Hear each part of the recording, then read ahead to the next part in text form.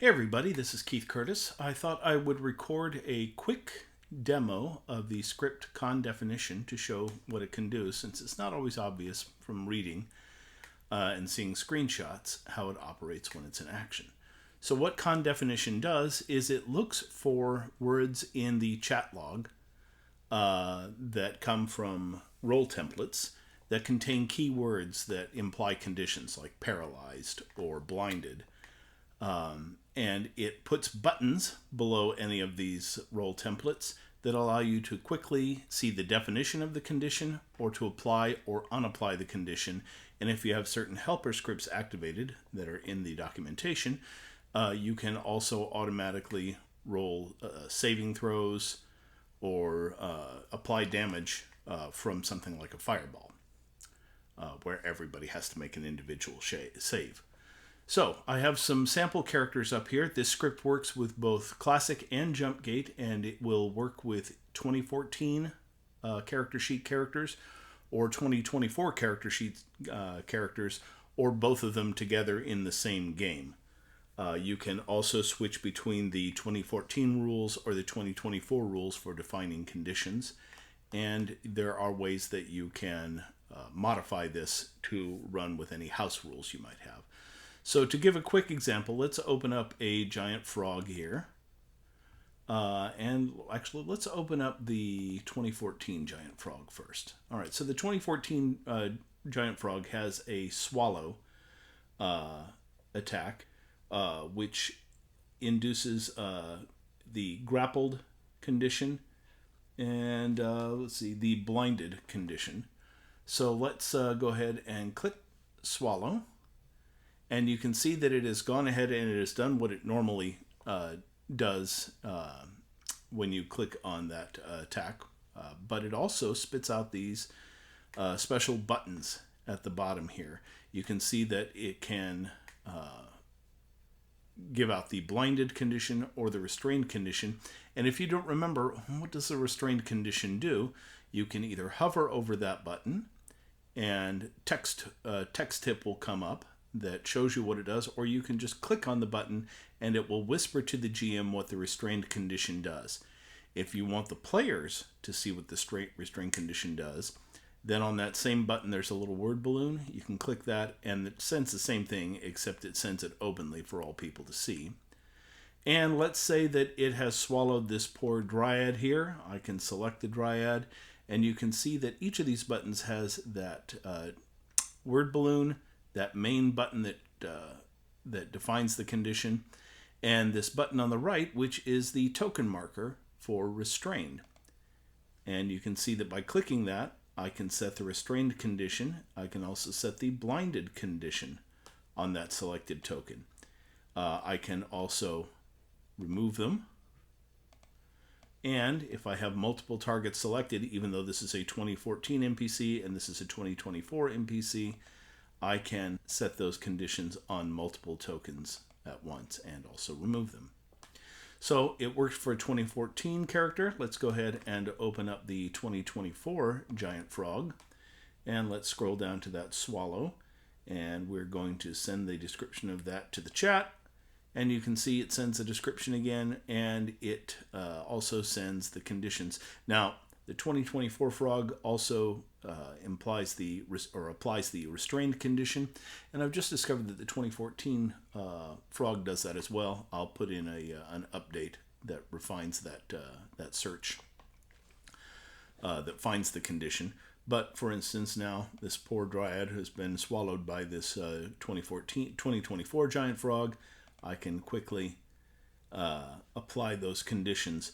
I can also if I don't remember the difference between prone and restrained, I can click on those and it will give both definitions in chat. I can remove those. Let's say that I only remove prone. So now it only has the restrained and blinded condition. 4 turns later and we come back to this poor dryad and I can't remember what those token markers mean. You can always click report, and it will say that the dryad, whose name is Salix, is both blinded and restrained. And again, I can define the condition, or I can remove or add the condition. That is the basic function. However, it does a lot of other little quality of life functions that are related. So let's give a little bit more complicated demonstration. Let's open this character here. This is Morrigan Nightshade. She's a witch, and she is going to cast a fireball that is going to catch all three of those giant frogs.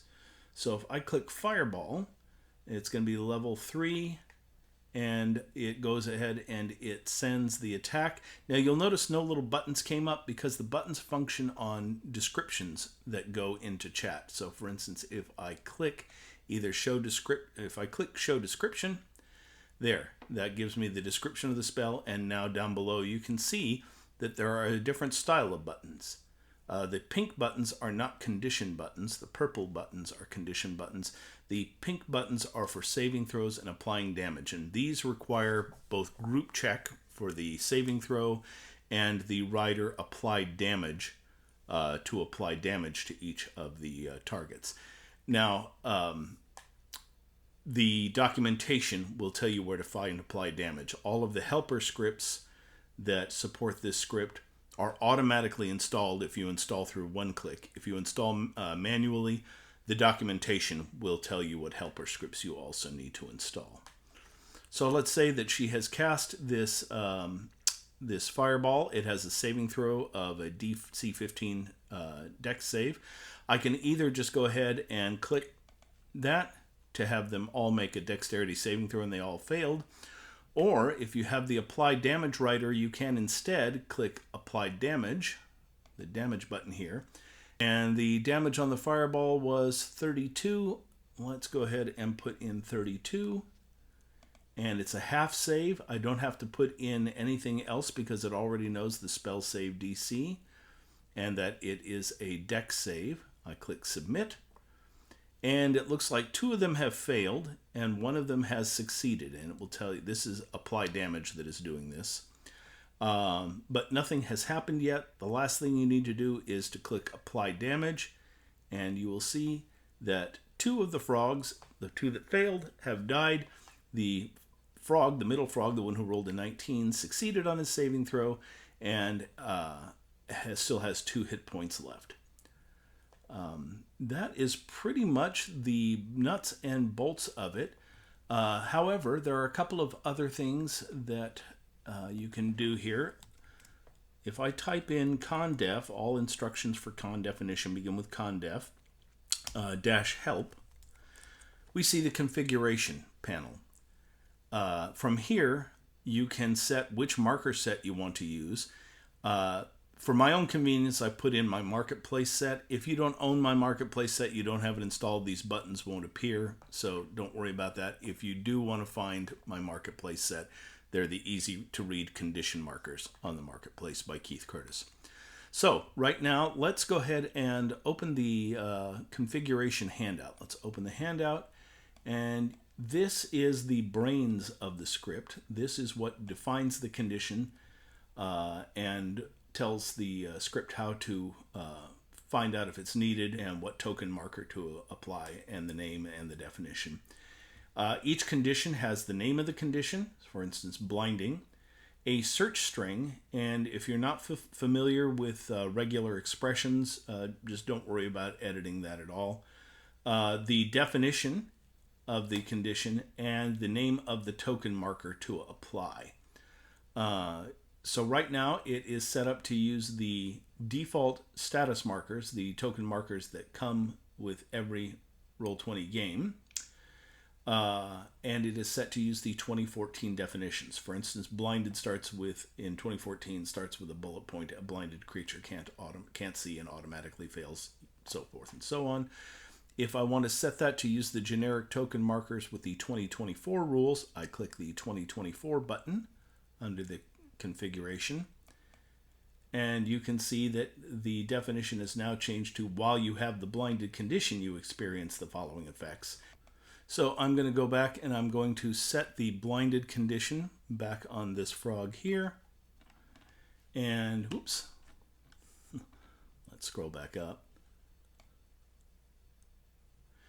And you can see that now if I press the condition report button, the definition is now the 2024 definition.